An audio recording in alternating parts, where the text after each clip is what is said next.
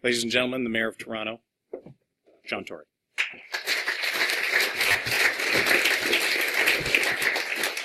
Well, good morning, bonjour, ladies and gentlemen, Prime Minister, Premier, Minister, and my fellow elected representatives. I want to start by acknowledging how important this moment is for Toronto and for Canada to mark the return of more decision-making to Toronto, but also this great new technology centre. What you have today, and I think it's something that has been mentioned indirectly by the Prime Minister and by the Premier, is you have us working together in every respect to make sure that days like this are possible.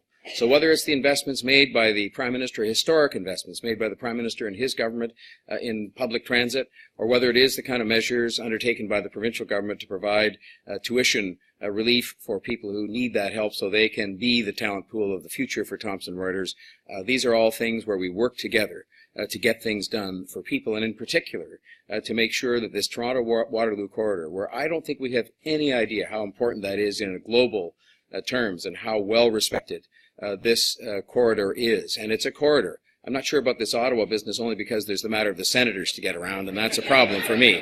But having said that, I'll probably reluctantly concede to that. But the Toronto-Waterloo corridor, people have said to me as the Mayor of Toronto, what am I doing talking about somewhere outside of Toronto? Well, the fact is that we are Canada's champion, this region, where we can go out and say to companies like this, which is a Canadian global multinational, one of the very few we have, you can come here. And it isn't going to be some kind of decision you'll make just because you might have Canadian roots. It's because we deserve to have you here. We've earned it, but we're earning it in part because of the cooperation of the three governments. And I think that it has led to a homecoming of sorts for this company. My father spent most of his career working with three generations of Thomson family members and executives starting in 1955. And I can remember as a boy going to the office on University Avenue. It was a pretty small office of a pretty small company. And here we are today with one of Canada's great global multinationals, one of the few. And that's not a statement that diminishes us. It just says that we're a relatively small country in some respects, but we have this global champion. And now it's a historic milestone today to see decision-making returned here to a greater extent, recognizing it is a global multinational, and then this great historic investment in the technology center. And I think if we continue to work together and continue to tell this story, there's no reason that we can't repeat this day over and over again.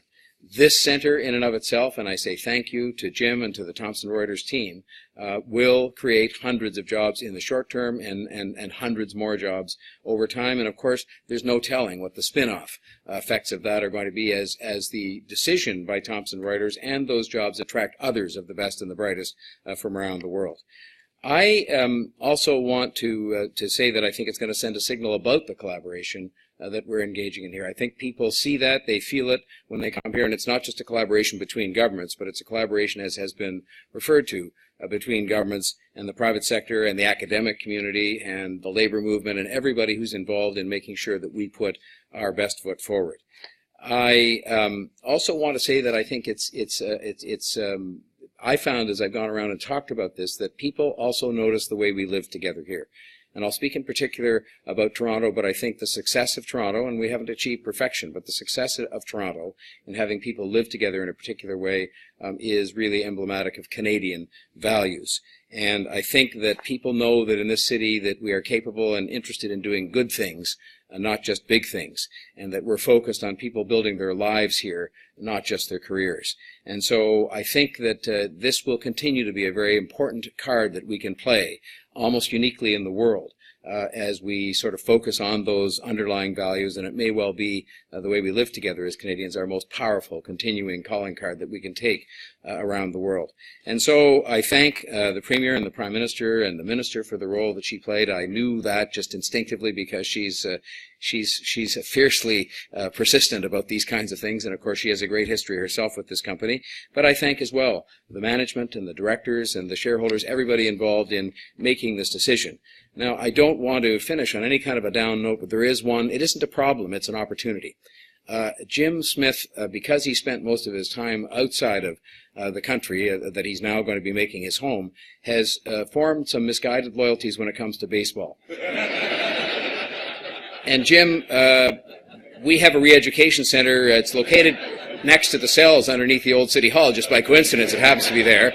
We don't really want you to visit there. So I'm just going to start today by giving you, you're a Yankees fan as I understand it, or you have been in the past, and I'm just going to give you this Blue Jays pin, and you should have this. And